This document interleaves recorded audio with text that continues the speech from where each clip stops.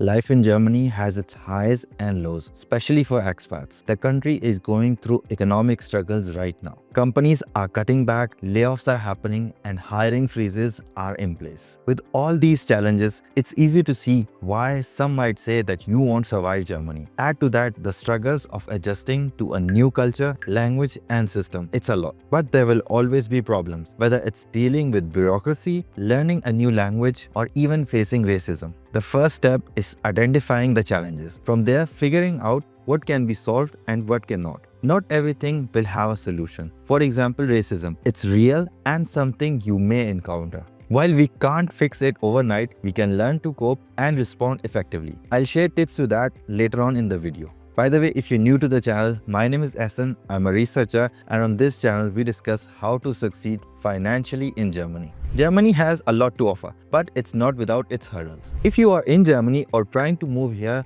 looking for better opportunities, you're not alone. Many expats make this leap hoping for a brighter future. Now, I won't sugarcoat things. If you are a foreigner in Germany or an Auslander, you'll never truly be considered German. It doesn't matter if you speak perfect German or fully integrate into the culture. You might blend in more easily if you have the right skin color, but as soon as someone sees your last name, you may no longer feel like you belong to the category of a real German. And it's okay, you don't need to be a German in every sense. You'll always carry two identities, two hearts beating within you. Even if you've grown disillusioned with your home country, it will always be a part of you. So the real question to ask yourself is this: is moving to Germany going to improve your life? This might seem like a strange question for some, but for many the answer is immediate. They would accept a visa to Germany within a heartbeat. If moving to Germany won't bring a positive change to your life, then the decision is very simple: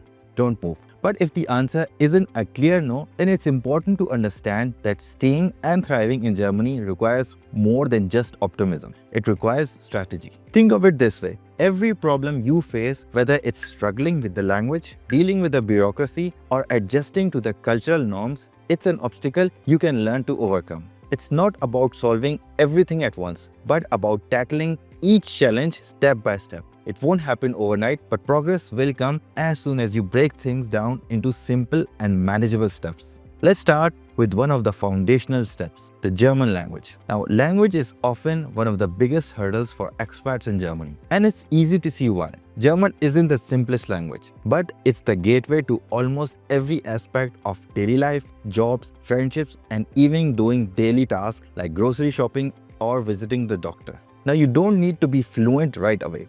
But in the current economic situation, if you want to find a job, you need to have great German language proficiency. 1 or 2 years ago, you could have gotten a job in Germany if you had decent experience or had relevant education with A1 or A2 German level, but right now it's quite impossible without at least B1. Even then, you could find it very difficult. But remember, making mistakes in German language is quite okay. No one expects you to get it perfect. But trying really matters. If you're applying for jobs, you need to do so in German. There are already too many candidates out there, and you do not want to miss out on a good opportunity just because you made your CV in English. I know learning German may feel like a mountain to climb, but every single step you take, no matter how small, gets you closer to the top. It's worth the effort, not just for the practical reasons, but for how it makes you feel more empowered.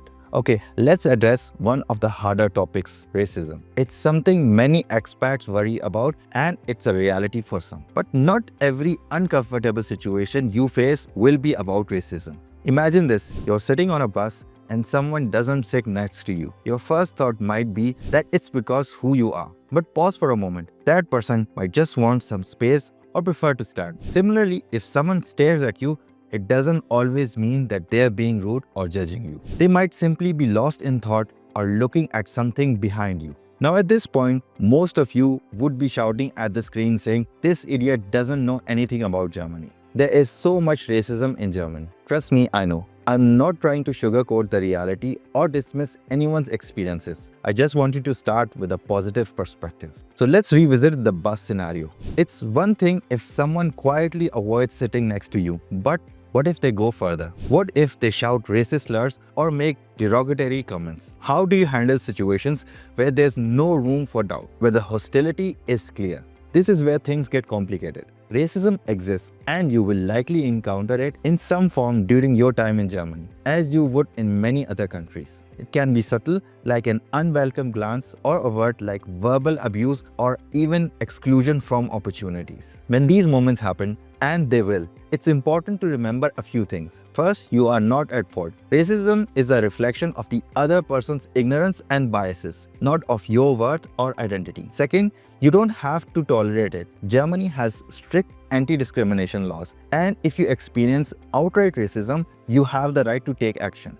You can report incidents, speak to local anti-discrimination organizations, or sometimes simply stand up for yourself. That said, responding can be tricky. You don't want to escalate situations unnecessarily. In some cases, calmly letting the person know that you can speak German might be enough to stop the abuse. The key is finding a balance between being cautious and giving people the benefit of the doubt. Develop a thick skin. Don't let small, ambiguous situations weigh on you unnecessarily. At the same time, recognize when someone is genuinely inappropriate. Stand your ground firmly, but calmly if you feel disrespected.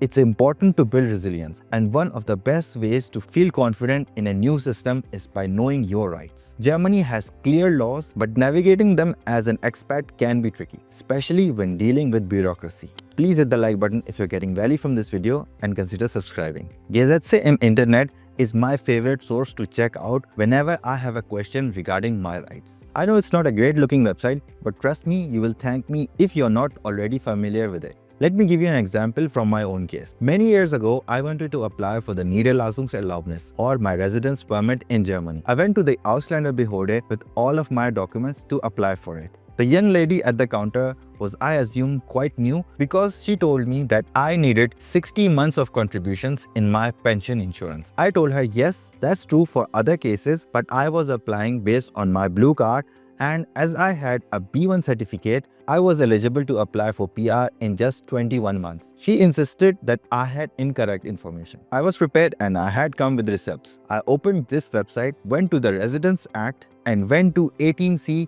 Settlements Permit for Skilled Workers. And I showed her point number 2, which clearly states the period under sentence 1 is reduced to 21 months if the foreigner has sufficient knowledge of the German language. She got a bit confused and said that she had to discuss it with her supervisor. I said, sure, I'll be happy to wait. And just after a single minute, you know what happened? She said, yes, we will process your application. Approaching these situations politely but confidently can make all the difference. Many officials are willing to help you if they see that you're informed and respectful. Think of this as advocating for yourself. It's not about being confrontational, but about making sure your case gets the attention it deserves. Over time, you learn how to navigate the system more effectively. Another common problem expats face in Germany is a lack of a support system. Life in a new country can feel isolating, and the support of your family or partner becomes even more important. If you have a spouse or partner,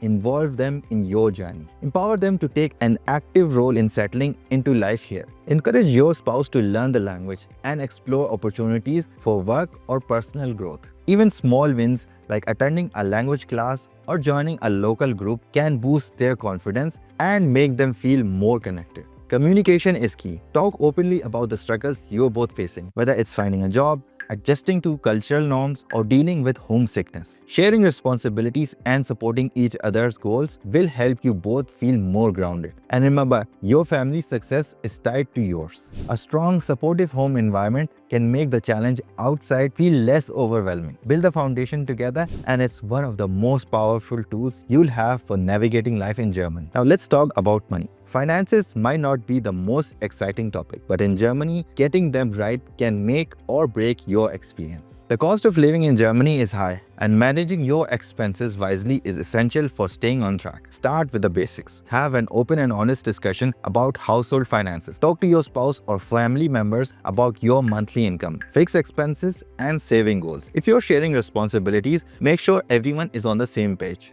Budgeting can feel restrictive, but it's actually freeing. Knowing where your money goes each month allows you to plan for what's important, whether that's saving for a larger goal like buying a house, covering unforeseen expenses, or simply enjoying life without financial stress. As an expat, this becomes even more critical. You might have extra expenses like sending money back home or paying for international travel to visit family. Factor these into your financial plan and look for tools that can help. Prepare for the worst. I think it's important to prepare for the worst. Even if you think your job is secure, now is not the time for lifestyle inflation. Make sure you have at least 3 months of expenses in your emergency fund. This can be the difference between you being able to stay in Germany or being forced to leave. You've now got the roadmap to handle life in Germany, but the real work begins with you. If you're looking for a job in Germany and are struggling, then understanding the German job market can be essential to finding a job in Germany, which I discuss in this video. And in this video, I share 7 things I wish I knew when I came to Germany. So thanks for watching, bleib gesund, and I'll see you in either of these videos.